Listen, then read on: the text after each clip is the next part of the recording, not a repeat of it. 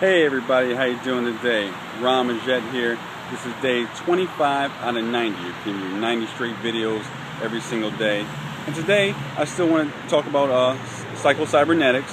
I believe it's chapter 3 or 4, how to dehypnotize yourself from preconceived notions negative preconceived notions that you've had in the past. And I'm just going to give you a personal example, something that I went through as a child, much younger. And still, of course, we all have our journeys to grow, so still going through some of this, but hopefully it would help you along your personal journeys to grow. As a child, I came to a conclusion somewhere in elementary school that I was a bad test taker. Yes, I did okay in classwork. Yes, I did certain things, and I always got through class, and I always did well in school, but the fact is, when it came to big tests, I was never doing well. And somewhere along the lines in elementary school, I planted that seed. It got a little bigger in junior high, and then in high school, it pretty much became a fact to me. I was like, oh, I'm a bad test taker. You know what I mean? So every time when a big test would come up, my palms would be sweaty. I started to sweat on my head. My heart would be racing. Some people would even consider that a form of like a panic attack. And it was something that was really going on, and I was having difficulties with it. Throughout my junior year, I took my SATs, and that's when it became fact to me. I was like, you know what? It's a fact now. I'm a terrible test taker. In my senior year, and I took my SAT scores again, and I realized, you know what? Something's got to change.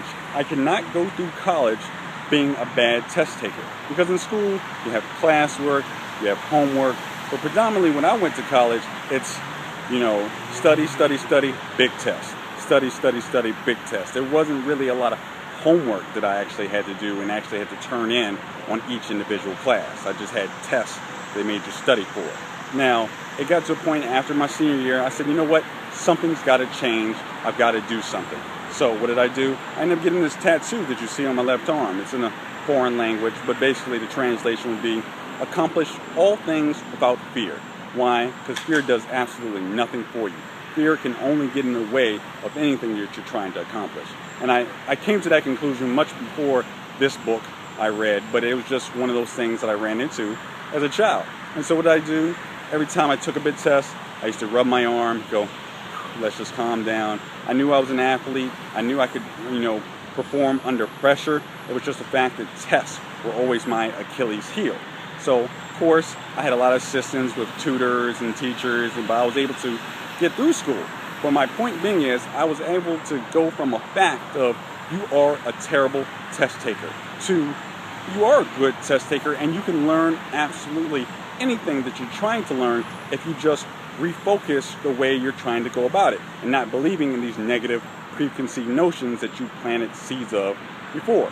Now, what happened? I was able to get out of school with a 3.0, out of high school with a 3.0, as well as college.